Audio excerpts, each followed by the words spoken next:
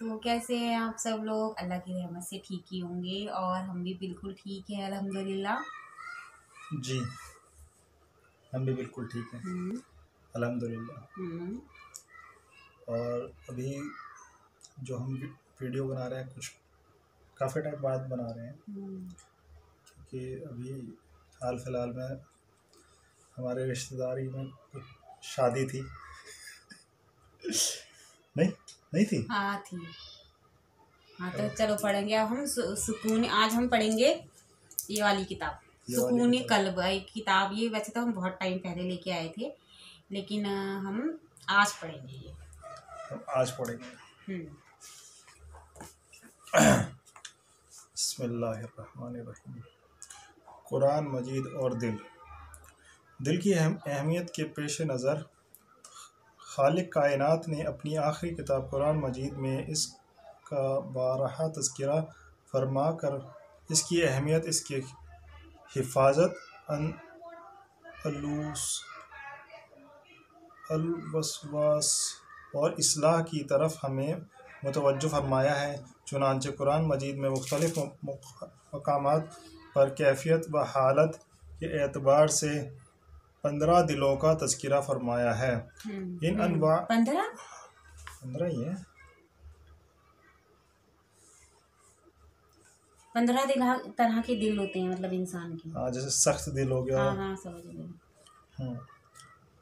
इन अनवा कुलूब को ज़रूरी तफसीर के मलाहिज़ फरमाए। नंबर 1, सख्त दिल कैसा होता है? तो क्या लिखा है?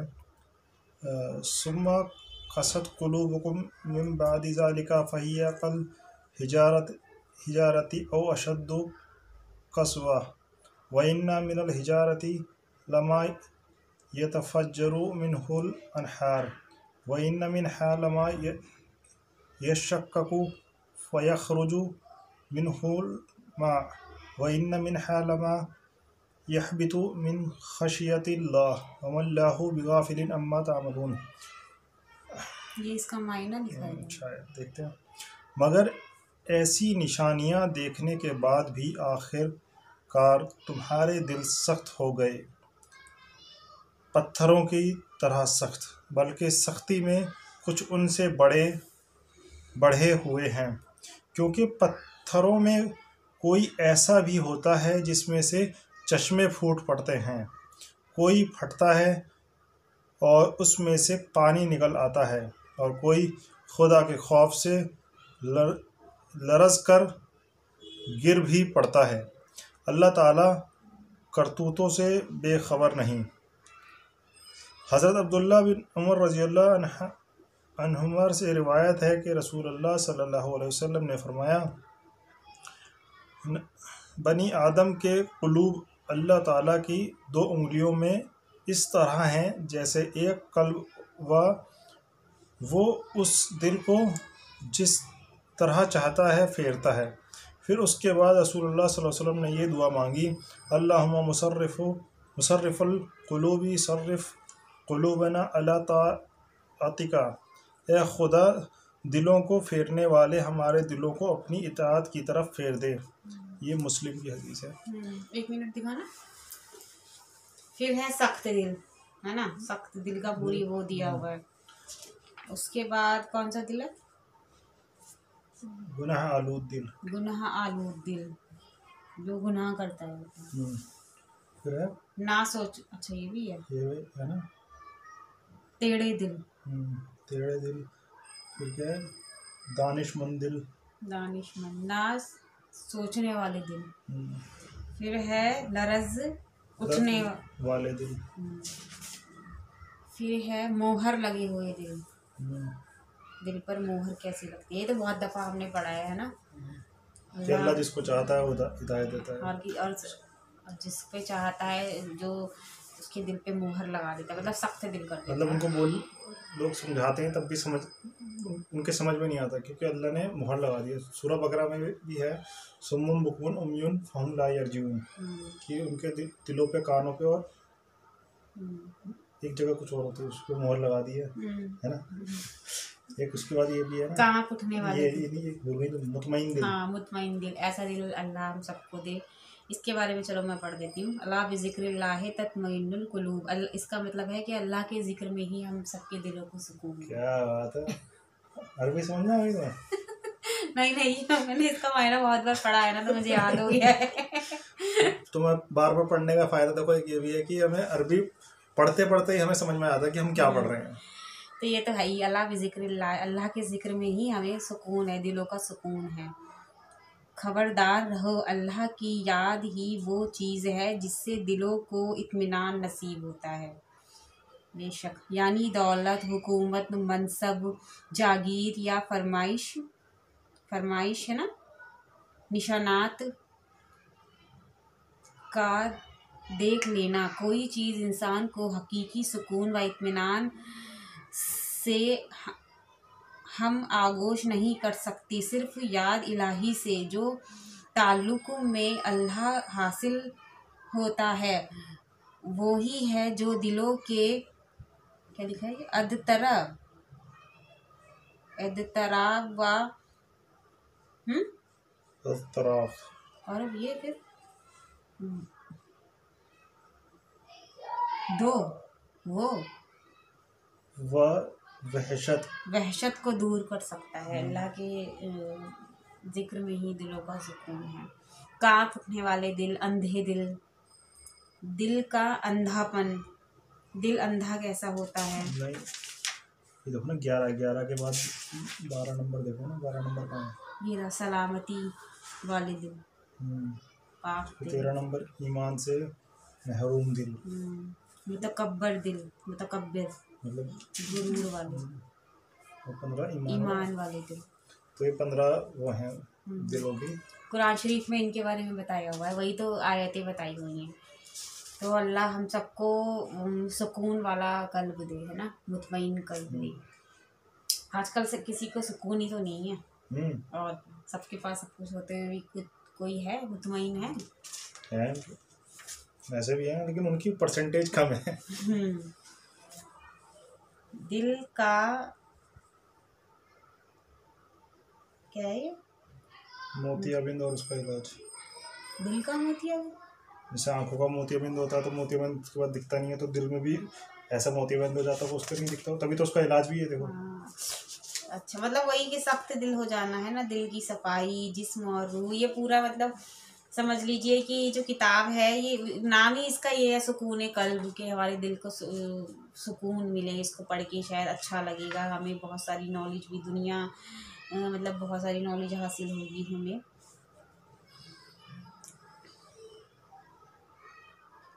एक इसमें टॉपिक है, सब्र पर बेशुमार नेमतों का वादा। अब आप और अपनी तरफ से भी कुछ अपनी तरफ से भी आप कुछ बता सकते हैं। आप गश्त में जाते हो, कुछ बताओ। जी, क्या बताएं? क्यों? नहीं, तुम ही बताओ। मैं क्या बताऊं? ये हमने इसलिए बना रही है वीडियो। पढ़ो ना इसमें देख के। ठीक है। अरे आराम से।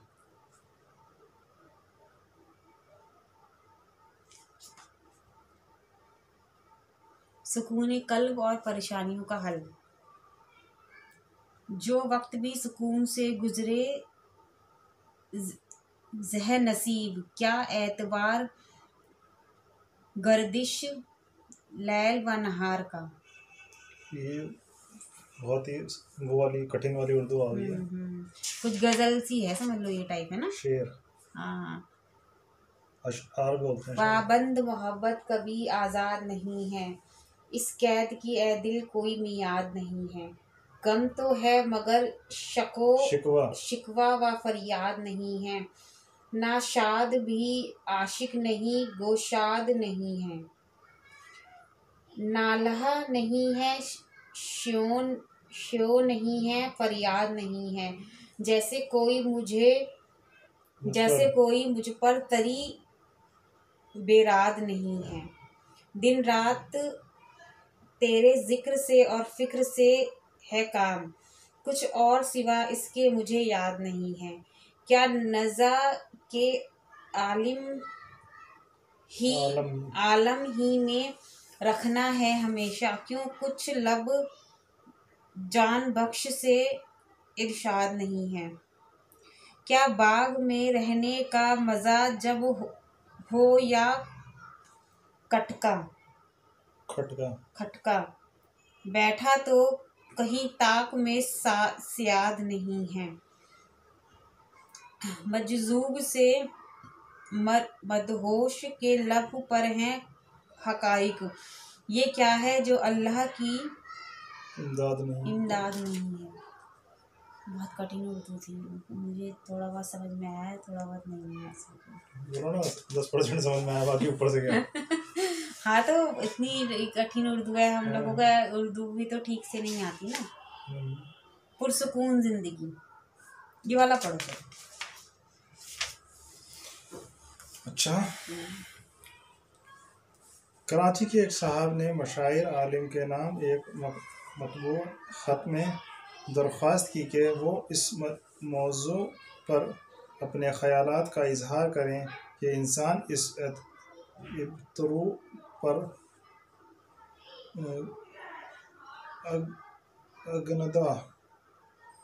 गंद दुनिया में पुरसुकून ज़िंदगी कैसे बसर कर सकता है।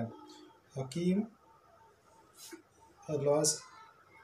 सलाम हज़रत मौलाना कारी मोहम्मद तैयब साहब रहमतुल्लाह की खिदमत में भी ये ख़त पहुँचा। हज़रत ने जिन हकीमाना व मशफ़क़ाना अंदाज से पुरसुकून ज़िंदगी का खाका पेश फरमाया है, वो हम सब के लिए काबिल अमल है और आज की परेशान हाल उम्मत मसला के लिए नवीद हयात और जुमला परेशानियों में उम्मीद की किरण है। हकीम अलैहिस्सलाम के तहरीर करदा जवाब हाजिर खिदमत है।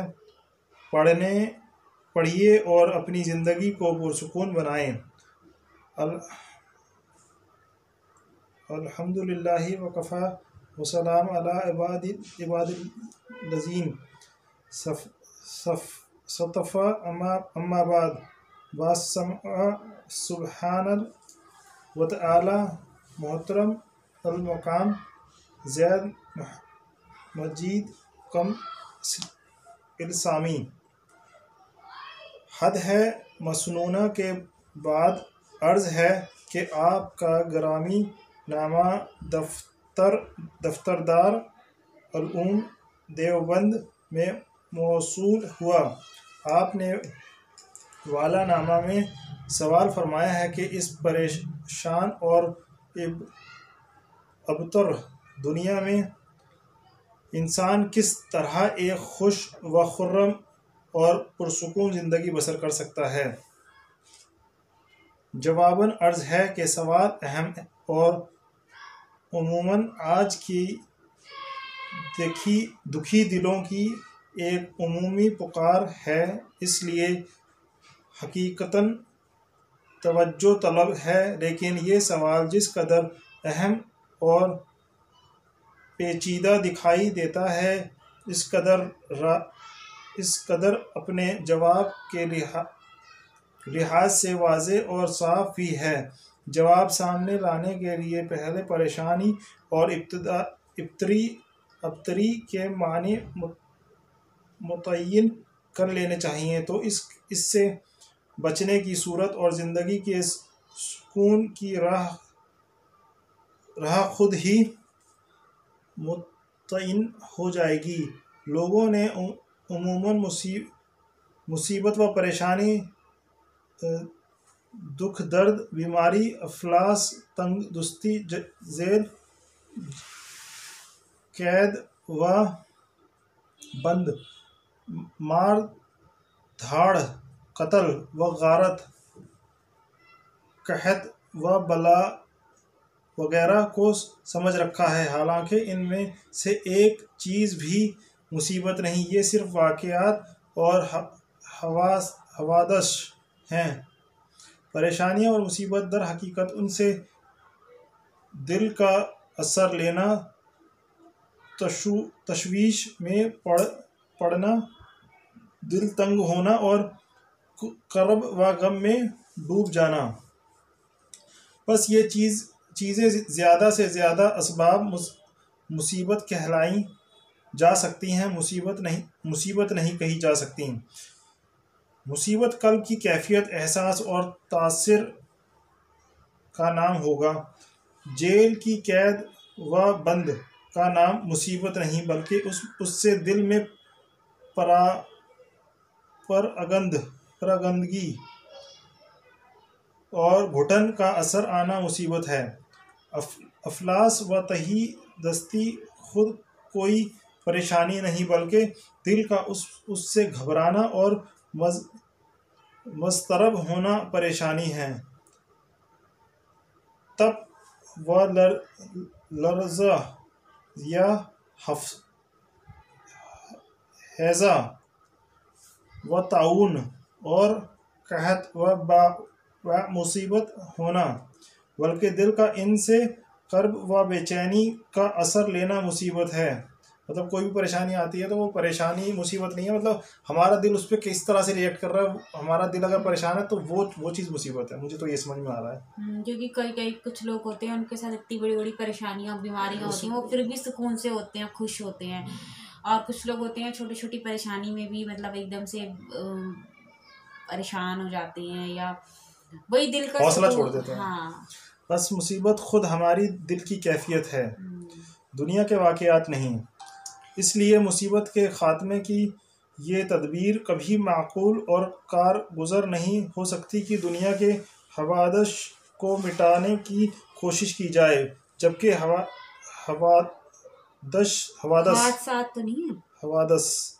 हवादसे जो भी हादसे होते हैं उसको उर्दू में शायद ये पढ़ते होंगे हवादस,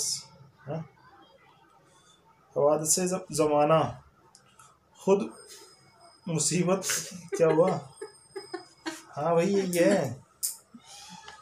हाँ, क्योंकि कल मैंने एक बयान भी सुन रही थी, जैसे वक्त को औकात बोलते हैं, तो उसी तरह से हादसा नहीं लिखा है, हवादस लिखा है यहाँ पे। हाँ, तो मैं अभी तो यही बोल रही हूँ। ज़माना खुद मुसीबत है और ना ही हमारे कब्ज़े में हैं, बल्कि सिर्फ यही हो सकता है कि इन हवादस के पेश आने पर कल, हो सकता है मैं सही भी ना पढ़ रहा हूँ, लेकिन हो सकता है मैं सही भी पढ़ रहा हूँ, तो ठीक है समझ जाइए, ये समझ जाएंगे। हाँ, के पेश आने पर कल्बी तशवीश व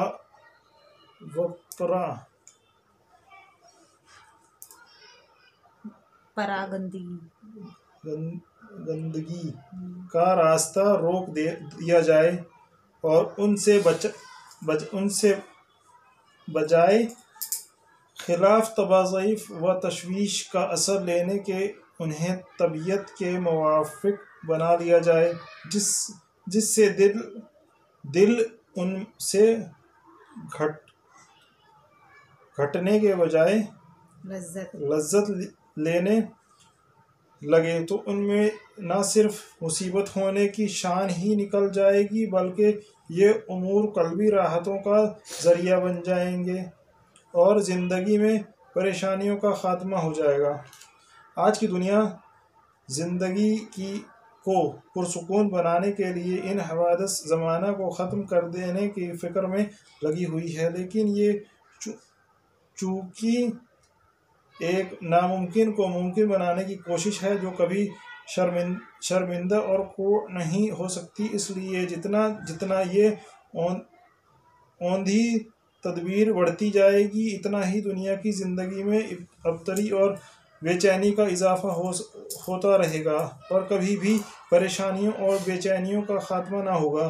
जैसा कि मुशाहिदा में आ रहा है कि आलिम को बदल डालने की कोशिश का नाम चैन नहीं, बल्कि खुद अपने को बदल देने का नाम सुख और चैन है। इसकी सहल सूरत एक ही है, वो ये कि नज़र उनको हवादस से हटाकर उस पर चश्मा की तरफ फेर दी जाए जहाँ से बन कर ये असबाब मसाइब व आफत आलिम पर उतर रहे हैं, और वो अल्लाह रब्बुल इज़्ज़त की ज़ात बाबरकत है जिसने इस आलम को अपनी लामहदूद हिकमतों से आलम अजदाद बनाया है, और इसमें राहत का व कफ़त, नेमत व मुसीबत, हज़ व कुर्ब और चैन और बेचैनी दोनों को समूह कर मतलब एक इकट्ठा करके ही, मतलब हर चीज़ के मुसीबत है तो आसानी भी है, चैन है तो सुकून वो भी है, बस बेचैनी भी है, सब कुछ। इन्ना मअल उसरि युसरा, ये तो है, इन्ना मअल उसरि युसरा, हर परेशानी के साथ आसानी भी है। आलम की तामीर की है, अगर इससे रिश्ता मोहब्बत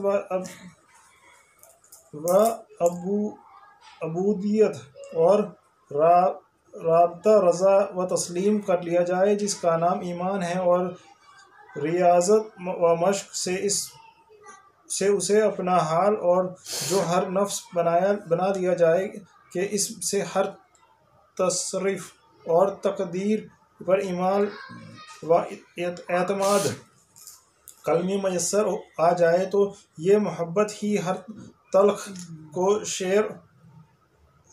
शीरीं और हर नागवार को खुशगवार बना देगी, जिससे कल्ब इन हवादिस से तशवीश का असर नहीं ले सकेगा, जो मुसीबत की रूह है के।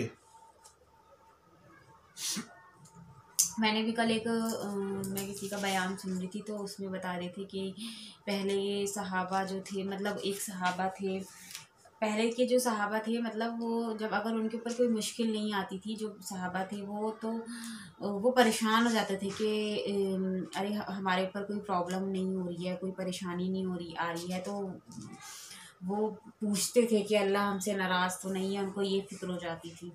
और मैंने सुना था कि एक सहाबा थे, तो वो बहुत बीमार पड़ गए थे, तो बिस्तर पे, मतलब 30 साल से वो बिस्तर पे ही थे, तो उनके पास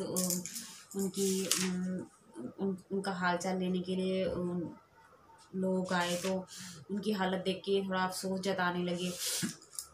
तो उन्होंने कहा, सहाबा ने बोला कि तुम मतलब मेरे लिए इतने परेशान, इतने वो क्यों हो रहे हो, कि इससे तो मेरे दर्जे बुलंद कर रहा है अल्लाह, और फरिश्ते मुझे सलाम करने आते हैं।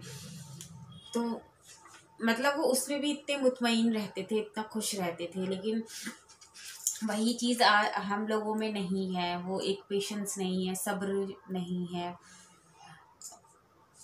इतना, मतलब जैसे पहले सहाबाओं में था। और तो उसमें बता रहे थे कि जितना इंसान का ईमान का लेवल बढ़ता जाएगा, जितना वो अल्लाह के ऊपर यकीन करेगा, अल्लाह की तरफ बढ़ता जाएगा, रुजू होता जाएगा, तो उसी हिसाब से उसके टेस्ट भी बढ़ते जाएंगे, उसकी आजमाइशें भी बढ़ती ही जाएंगी। तो हमारा ईमान पक्का होना चाहिए। जैसे कि एक तरीके से ये एग्जांपल ये हो गया कि अगर हम स्कूल में पढ़ाते हैं, जैसे तो हम अगर जो फर्स्ट सेकंड थर्ड पोजीशन पे जो बच्चा होता है, थोड़ा बहुत इंटेलिजेंट होता है, तो हम उसी हिसाब से उसको क्वेश्चंस भी करते हैं, उसके हिसाब से उसको हम टेस्ट भी करते हैं। और अगर थोड़ा लो लेवल का बच्चा होता है, जैसे ज़्यादा इंटेलिजेंट नहीं है, तो उसी हिसाब से हम उसको टेस्ट भी देते हैं, फिर वही चीज़ है ना।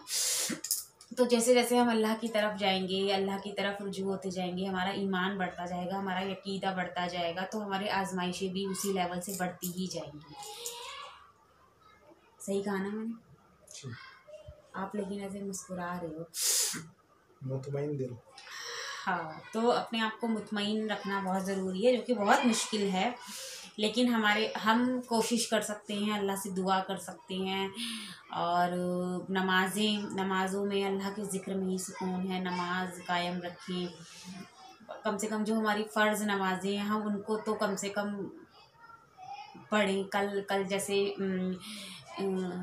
क्या था, कल शब बारात थी, तो कल मस्जिद में इतनी भीड़ थी, ये बता रहे थे। और वैसे और दिनों में इतनी भीड़ नहीं होती है, लेकिन कल बहुत भीड़ थी। ऐसे ही अब रमज़ान आने वाले हैं, तो रमज़ानों में बहुत भीड़ हो जाती होगी मस्जिद में, है ना।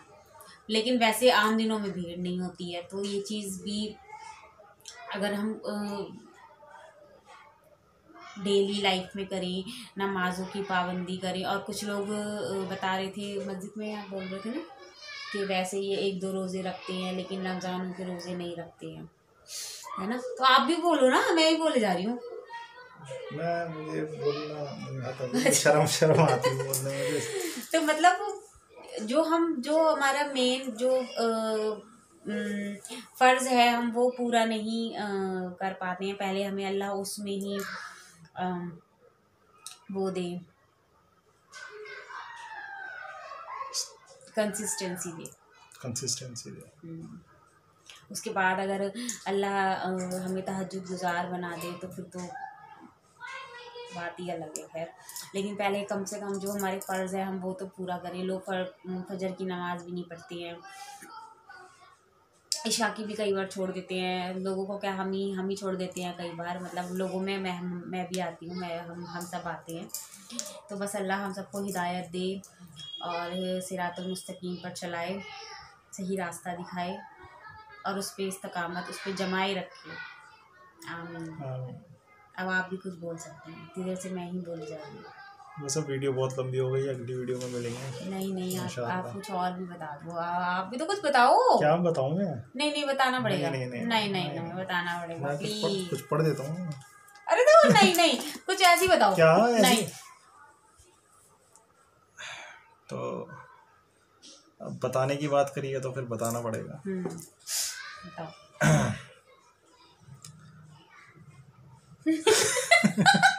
बताओ ना। क्या? बताओ। तो बताना ये था कि हमें अपने जो डेली रूटीन है उसमें भी उसको भी हमें इस्लाम के हिसाब से चलाना चाहिए, डेली रूटीन को भी अपने, क्योंकि हमें सारी चीज़ें बताई गई हैं कि हमें अगर हम सारी चीज़ें उस तरीके से करेंगे तो हमें, अगर हम उठ रहे हैं तो हमें उसका भी सवाब मिलेगा। उठ के हमने दुआ पढ़ी, हम किसी मुसलमान भाई से मिल रहे हैं और हमने उसको हंसता हुआ देखा तो उसकी भी दुआ है। अगर हमने चांद को देखा उसकी दुआ है। हम दूध पी रहे हैं तो उसकी भी दुआ है। तो ये सब चीज़ें अगर हम करेंगे तो हम अपने काम भी करते रहेंगे और हमें उसकी नेकियां भी मिलती रहेंगी। Islam is a way of life. तो हम खाना खा रहे हैं तो खाना खाने में बिस्मिल्लाह वाला बरकतिल्लाह कि अल्लाह हमारे इस खाने में बरकत दे। अच्छा, अगर हम जल्दबाजी में हमने खाना शुरू कर दिया, हम दुआ भूल गए, तो हम अब क्या करेंगे? बीच में पढ़ते हैं ना कुछ। हाँ, तो अब थोड़ा सा पानी पी लीजिए और फिर उसके बाद बिस्मिल्लाह अव्वलु आखिरु, ये दुआ है, पढ़ लीजिए। उसके बाद खाना खाने के बाद दुआ पढ़िए, अल्हम्दुलिल्लाहि लज़ी अतआमना व सकाना व जअलना मिनल मुस्लिमीन। तो हर एक चीज़ अब अगर हम हिसाब से करेंगे, अल्लाह ने जो हुक्म हम पे दिए हैं, तो अगर हम उस पर चलेंगे तो हमारा सोना भी इबादत में काउंट होगा, चलना भी इबादत में काउंट होगा और हमारी ज़िंदगी में सुकून आ जाएगा, जिस सुकून के लिए आजकल हर बंदा मुलाकात हम कर रहे हैं, किसी से मिल रहे हैं, अगर कुछ हदिया दे रहे हैं, कुछ गिफ्ट दे रहे हैं, हर एक चीज़ इबादत में काउंट होती रहेगी। नेकियां हमारी बढ़ती जाएंगी। हमारा सोना भी इबादत में हो जाता है। हाँ, हम सोने की दुआ पढ़ के सो गए तो भैया सोना भी इबादत में काउंट हो गया। और फजर की नमाज के बाद और मगरिब की नमाज के बाद 7 बार अगर हमने अल्लाहुम्मा अजिरनी मिनन नार पढ़ लिया तो दोज़ख की आग जो है वो हम पे हराम हो जाएगी। मतलब रात में अगर पढ़ा इशा की नमाज, मगरिब की नमाज में, और सुबह तक फजर तक अगर बीच इस दौरान हमारी डेथ हो जाती है तो फिर जहन्नम की आग जो है वो हराम हो जाती है। उसी तरह से फजर का मामला है। और रात में सोने से, वैसे तो सोने से पहले की बहुत सारी दुआएं हैं, लेकिन अल बकरा की आखिरी की जो आयतें हैं, 2 आयतें जो हैं आमनर रसूलों से, वो भी पढ़ के सोना चाहिए। उससे उसके माने बहुत अच्छे हैं और उसको पढ़ने से हम शैतान के शर से और सारी मुसीबतों से अल्लाह हमें अपने हिफ्ज़ व अमान में ले लेता है।